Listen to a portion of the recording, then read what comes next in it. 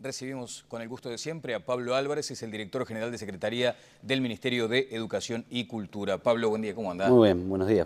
Bueno, ¿cómo hace un uruguayo para estar en un avión cuando está jugando Uruguay? Debe ser un tema Una complicado. locura, Una pero locura. bueno. Venía de México, Pablo. Sí, estuvimos acompañando al embajador de Uruguay allá en México en un conjunto de actividades que se está haciendo, recorriendo diferentes estados de ese país, sobre todo pensando en de qué forma la cultura puede aportar a la construcción de comunidad y de convivencia.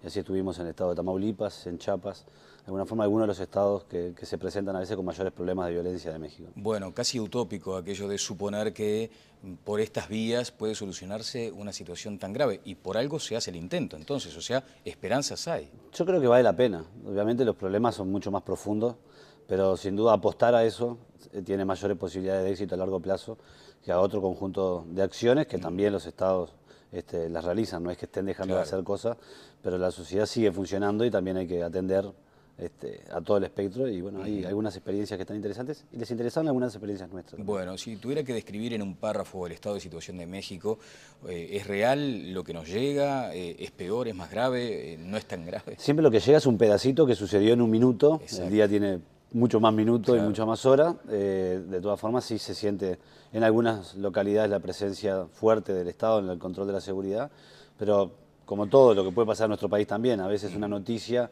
de un hecho concreto es una cosa muy aislada en el tiempo, y uno luego camina por allí y no parece ser tanto, ¿no? Pero es gravísimo de cualquier modo lo que ha sido este empuje del narcotráfico, ¿no? Es una realidad que nosotros no conocemos a ese nivel, y sin embargo en nuestro país a veces sentimos, la población siente niveles de inseguridad, y cuando uno ve esas imágenes, como tú señalabas recién por la televisión, dice, bueno, pero entonces Claro.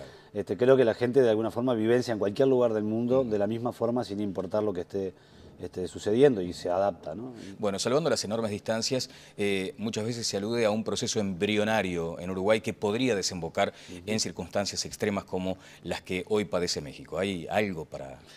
Siempre uno puede estar haciendo hipótesis y después si algún día pasa termina siendo la profecía autocumplida, ¿no? Lo avisé, pero al final hay que ver qué estuviste haciendo durante ese tiempo mientras avisaba y si lo que estuviste haciendo no fue generar las condiciones para que eso pase. Yo creo que hoy Uruguay tiene condiciones sociales, más allá de políticas diferentes.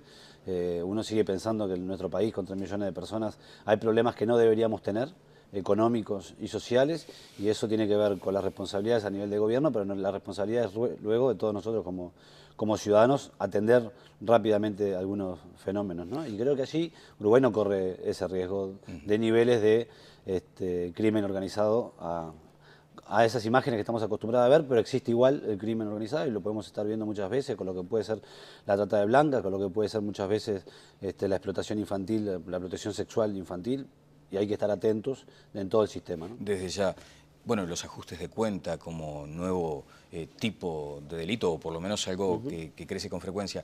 Y cuando llega un jerarca, un funcionario calificado uruguayo a otro país, uno de los primeros temas que se le consulta es a propósito de la legalización de la marihuana.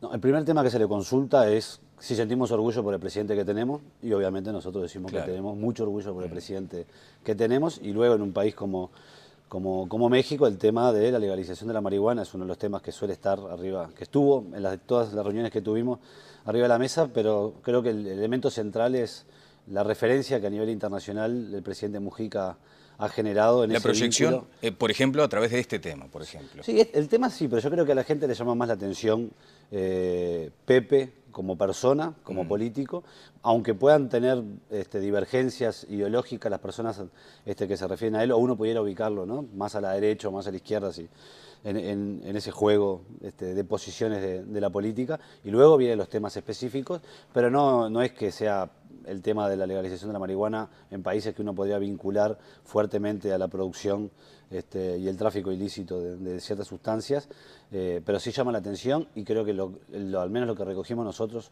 en los diferentes lugares que estuvimos es que llama la atención además no por la locura que implica, sino por la osadía que implica, porque el problema hay que enfrentarlo con temas de formas nuevas. Ellos vieron que la guerra a las drogas no ha generado los resultados que los patrocinantes de ese modelo presentaron, ¿no? Bien, o sea que se empieza a entender de otro modo esa lógica en la decisión, que no es transformar a Uruguay en un paraíso canábico, sino transitar otro camino porque el de la guerra contra el narcotráfico no funcionó. Quedó demostrado que la guerra contra el narcotráfico ha sido una fuente importante de inversión externa de algunos países, sobre todo Estados Unidos, en América Latina, con finalidades, digamos, no tenemos por qué dudar, ¿no? Pero con finalidades que traspasaban las fronteras de la guerra al narcotráfico, lo que tenía que ver con instalaciones de ciertas bases militares en algunos países de la región, y no demostró ser más útil que otras. Y creo que cuando, como decía Einstein, ¿no? Para tener un resultado distinto no puede seguir haciendo lo mismo, ¿no? Y creo que hay que innovar, y el riesgo que corre Uruguay en esta innovación es ser exitoso, no creo que corra otro riesgo. Bueno, vamos a hablar de algo que sucederá en septiembre, pero para lo cual ya hay que generar clima, entusiasmo, porque representa ni más ni menos que la participación ciudadana. Tiene que ver con sumar, en este caso, en patrimonio, 2 y 3 de septiembre en la sala Hugo Balso del Auditorio Nacional del Sodre. ¿Qué significa? Sumar es una propuesta de conferencias ciudadanas. Las conferencias ciudadanas se originaron en algunos países nórdicos, cuando en el mundo el tema del impacto de las nuevas tecnologías y sobre todo en el medio ambiente comenzaban a estar arriba de la mesa, pero no había capacidad para tomar ciertas decisiones de forma responsable. Recordemos que ellas son sociedades que muchas veces prestan mucha atención a la producción de opinión que surge desde la ciudadanía, y allí comenzaron este tipo de instancias, fundamentalmente desde la sociedad civil. En Uruguay se hicieron dos por parte de la sociedad civil y ya realizamos una en este proyecto Sumar el año pasado. Consta de lo siguiente: es la participación de 15 ciudadanos y un panel de referentes en un tema que lo que se busca es generar la mayor discusión posible sin la obligación de tener que llegar a un acuerdo. A veces cuando estamos discutiendo y tenemos que acordar, casi todos maximizamos nuestra posición, pero dejamos cosas de lado porque la necesidad es llegar a acuerdo. Y hay políticas en las cuales el acuerdo mayor es fundamental. Y hay otras áreas donde el acuerdo mayor no es fundamental, sino una oposición, ¿no? Entonces, con estas conferencias ciudadanas lo que estamos intentando desde el Ministerio es generar instancias de discusión donde el fuerte sea el argumento, donde la base fundamental del debate sea la argumentación y no necesariamente la obligación de llegar a un acuerdo. Bien, supongamos que yo quisiera participar de una instancia de esas características como ciudadano. O sea, se me compromete a mí a participar, para lo cual necesito información. Esa es la clave, y como lo que tú decís, es la clave de esta discusión. Se elige un tema, el año pasado fue derechos de autor y acceso a la cultura, este año el tema es patrimonio, y fundamentalmente la institucionalidad para la protección y la promoción del patrimonio que nuestro país tiene, y hoy lo podemos ver, la demanda que existe a nivel social de prestar atención a este tema de una forma novedosa. ¿Cómo se organiza? Aquellos que estén interesados en participar dentro del panel de ciudadanos se inscriben en la página de sumar.gov.uy. Allí luego se va a seleccionar a 15, intentando respetar la diversidad de nuestro país, la diversidad territorial, la diversidad de género, la diversidad de la formación. ¿Quiénes eligen esos? Hay un grupo que trabaja a nivel de la organización, donde está un grupo que hace la parte operativa de Sumar y la Comisión de Patrimonio. Lo que se busca es que los ciudadanos sean representativos de la diversidad nacional en base a los que se presenten, y que además no tengan ningún vínculo específico con la temática. O sea, que no sea, por ejemplo, alguien que maneja de forma profesional o de una forma económica el patrimonio, para intentar que sea más argumental que en base a intereses. El valor es no saber. Básicamente el valor es tener un alto nivel de desconocimiento en la temática por parte del panel ciudadano. ¿Para qué? Para tener la posibilidad de generar un debate que no tenga prejuicios desde el vamos, porque lo fundamental es justamente esto, poder crearse una opinión sobre el tema. El impacto que ha tenido, en primer lugar, lo que tiene es que los ciudadanos que participan luego se transforman en promotores de este debate en su lugar de inserción, que puede ser el sistema educativo, su trabajo, su localidad, y eso son formas de amplificar debates.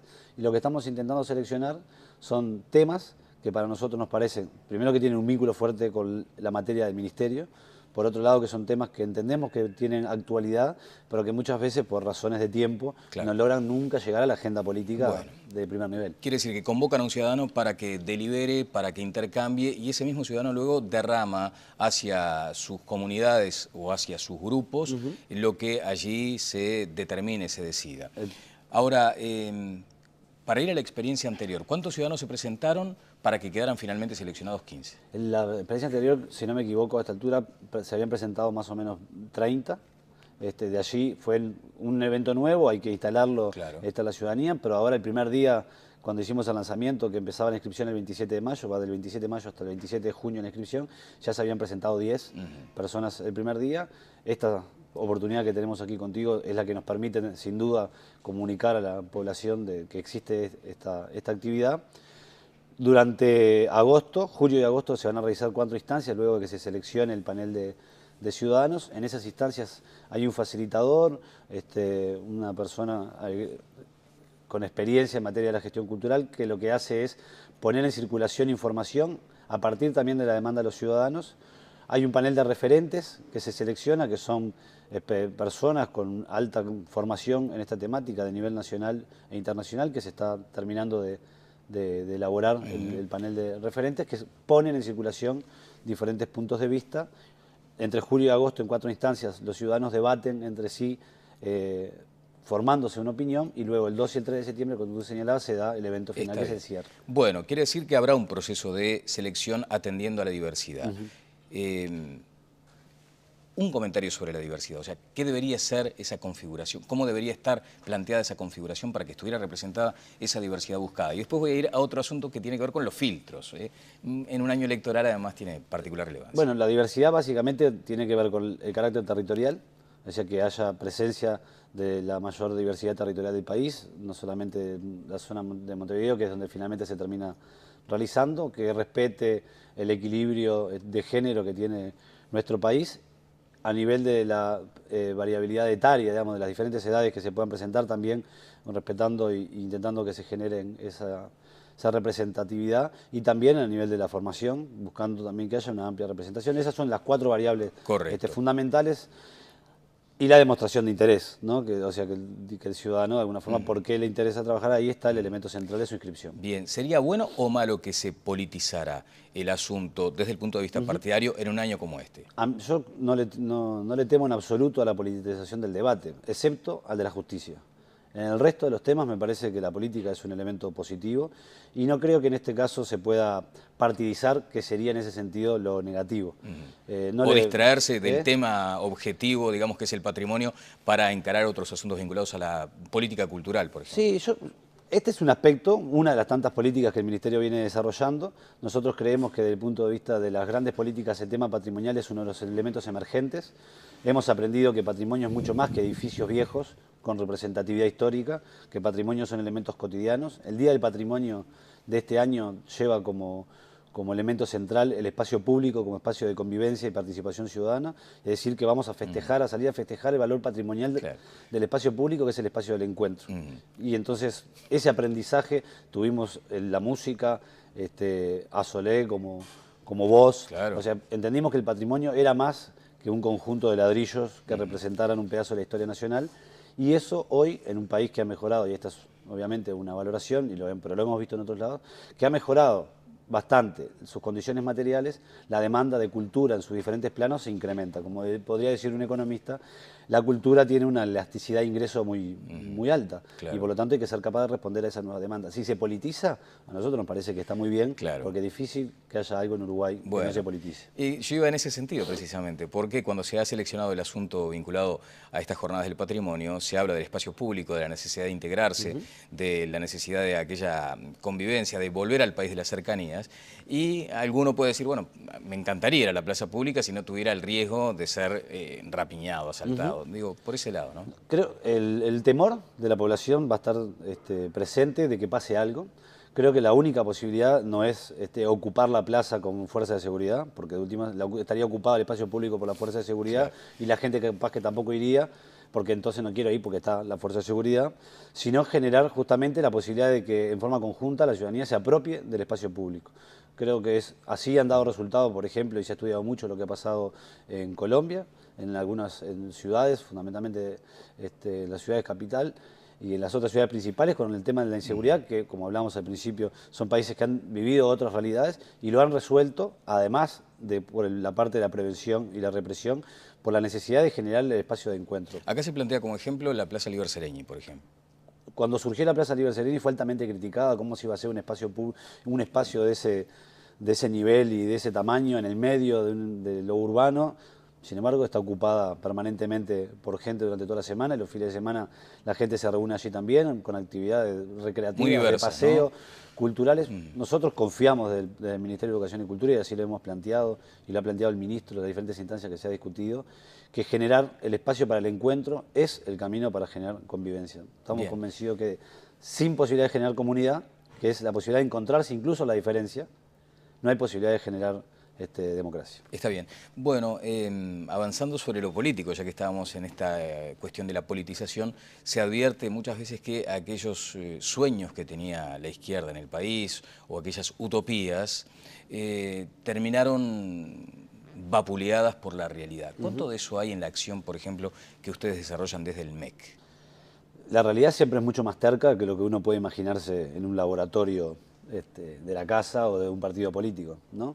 Lo importante es que en ese laboratorio lo que son fundamentales son los objetivos, ¿sí? Y después la realidad tiene que ver en parte con esos objetivos y en parte con los tiempos. ¿Se llevaron más coscorrones de los esperados, digamos? Yo espero que sí, porque si no, no se aprende. En términos políticos uno tiene que ser capaz de desafiar, si no se permanece en el statu quo. Sigo repitiendo a lo largo del tiempo lo que funcionó y cuando la realidad y la sociedad cambia, difícilmente algo vuelva a funcionar.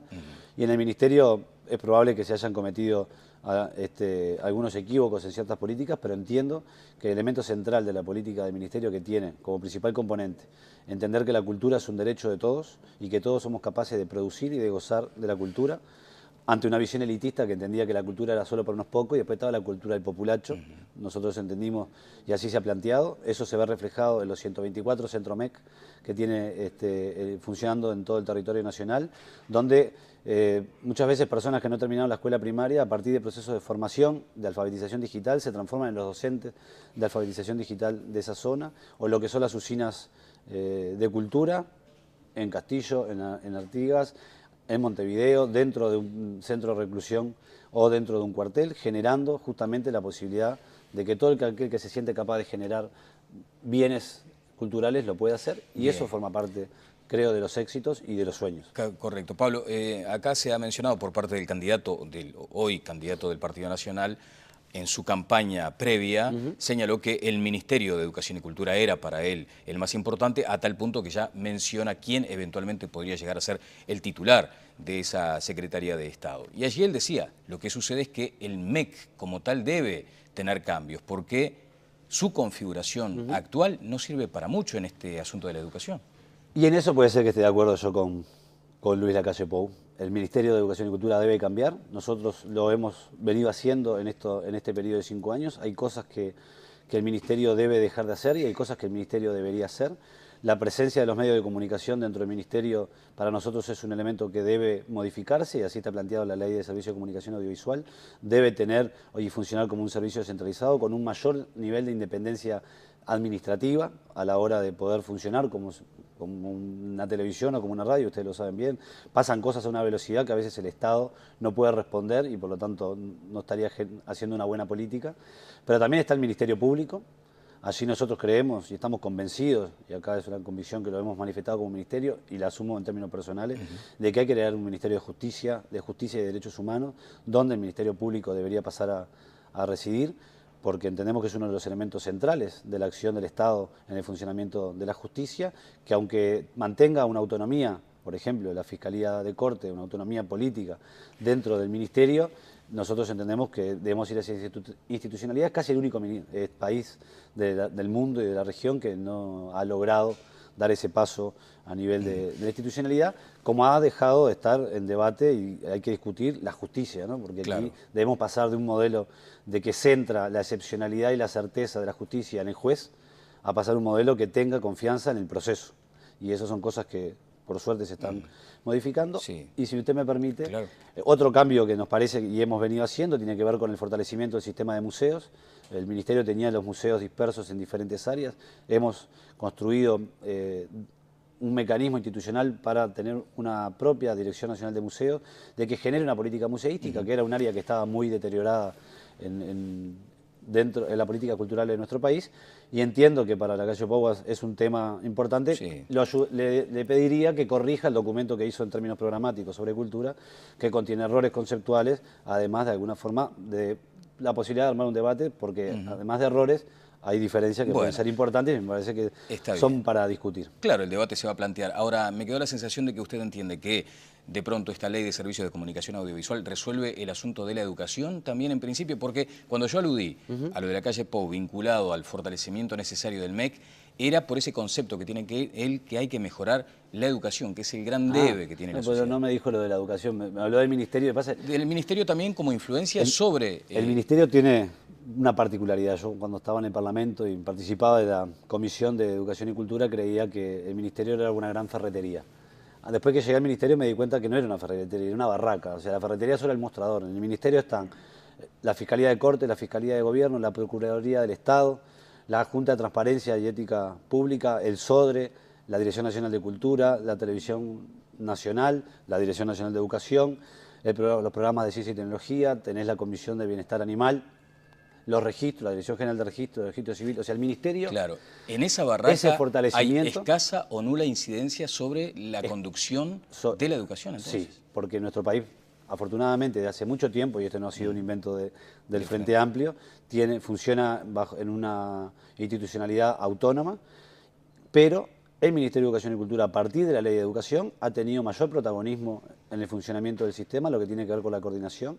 Recordemos que hasta el año 2005 prácticamente no existía ningún tipo de coordinación entre la Universidad de la República y ANEP, lo cual hacía mucho daño al funcionamiento del sistema. Por primera vez se construye la idea del Sistema Nacional de Educación Pública. Hemos desarrollado nueva institucionalidad a nivel terciario, universitario, que forma parte y por lo tanto también facilita el incorporar actores nuevos en la consolidación de un sistema. Y creo que el espacio de autonomía del sistema educativo es un elemento positivo, lo que no impide y además no exonera a la responsabilidad y a la conducción política del Ministerio de Educación y Cultura en los procesos y en los resultados educativos, porque quien selecciona en parte a las autoridades de la educación es el Presidente de la República, actuando con el Ministro de Educación y Cultura, con venia del Senado. Por lo tanto, no es cierto que se desvincule absolutamente y no parece... a nivel mundial hay modelos distintos que se han probado, los que mejor aparecen dar resultados en el mundo a pesar de la tabla PISA, son aquellos que le permitan al sistema mayor autonomía de funcionamiento con respecto a los debates políticos, generando necesariamente acuerdos de largo plazo. Claro, lo que me imaginé es que si ustedes eventualmente algún día plantearan estas cuestiones como la Asamblea Deliberativa Popular respecto a este asunto, lo primero sería, son un Ministerio de Educación y Cultura y poco se ve ese concepto de la educación aterrizado a los temas cotidianos que son los que nos angustian, ¿no? A eso me refería. Creo que es un tema es un ministerio más de cultura en sentido amplio que de educación por el funcionamiento del sistema, pero obviamente casi siempre se lo conoce más por el impacto que tienen las políticas educativas en nuestro país, que por suerte la gente se preocupa y mucho, y está bien que rezongue porque la educación es estratégica. Bueno, sumar.gov.ui es el lugar para conocer más de esta actividad del 2 y 3 de septiembre. La del estribo, digamos. El poder desgasta, mina, envenena, contamina los vínculos entre compañeros, para aludir al concepto tan arraigado en ustedes. El poder genera todas esas cosas, pero creo que la política sigue siendo el único espacio organizado capaz de generar las transformaciones que uno cree en la sociedad y por lo tanto debe luchar también contra esas cosas que genera el poder. Pero no creo que sea el poder en sí mismo, sino cómo las personas se vinculan o nos vinculamos con esa idea de poder. O la apetencia. A veces nos podemos confundir, la alfombra roja que está allí es por nuestros zapatos y no para nuestros pies, porque si no estuviéramos en el lugar donde estamos probablemente la alfombra no se ponga, y creo que Mujica en eso, al menos para mí, ha dado muestra de esta importancia de relacionar que la estética de la hora es la ética, y que la ética de la tarea política es un elemento central, aún en la mayor discrepancia, pero que es una responsabilidad colectiva y no las ganas no es de sacarse las ganas de llevarse bien o codearse con otros. Muchas gracias, por favor. Al revés. El director general de Secretaría del Ministerio de Educación y Cultura, Pablo Álvarez. Pausa y seguimos adelante en Tele Buen Día.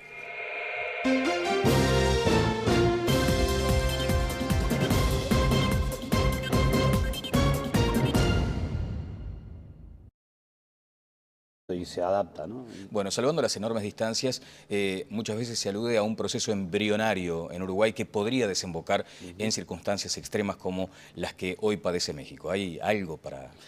Siempre uno puede estar haciendo hipótesis y después si algún día pasa termina siendo la profecía autocumplida, ¿no? Lo avisé, pero al final hay que ver qué estuviste haciendo durante ese tiempo mientras avisaba y si lo que estuviste haciendo no fue generar las condiciones para que eso pase. Yo creo que hoy Uruguay tiene condiciones sociales, más allá de políticas diferentes.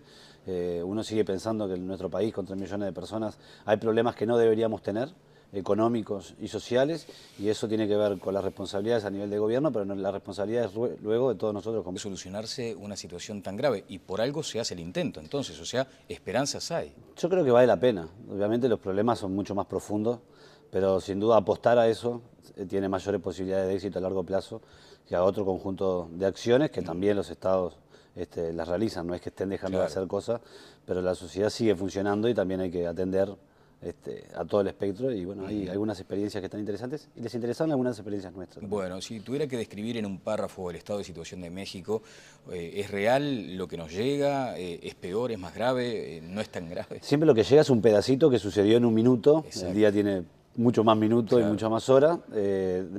Como ciudadanos, atender rápidamente algunos fenómenos, ¿no? Y creo que allí Uruguay no corre ese riesgo de niveles de crimen organizado a esas imágenes que estamos acostumbrados a ver, pero existe igual el crimen organizado y lo podemos estar viendo muchas veces con lo que puede ser la trata de blancas, con lo que puede ser muchas veces la explotación infantil, la explotación sexual infantil, y hay que estar atentos en todo el sistema, ¿no? Desde ya. Bueno, los ajustes de cuenta como nuevo tipo de delito, o por lo menos algo que crece con frecuencia.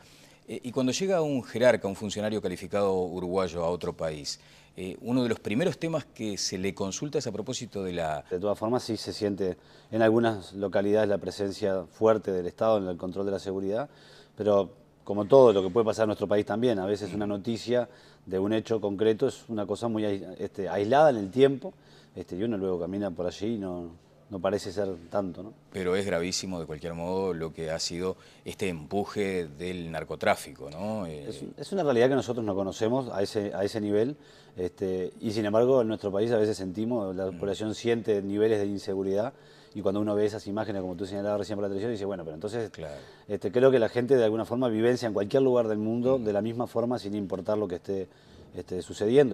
Recibimos con el gusto de siempre a Pablo Álvarez, es el director general de Secretaría del Ministerio de Educación y Cultura. Pablo, buen día, ¿cómo andás? Muy bien, buenos días.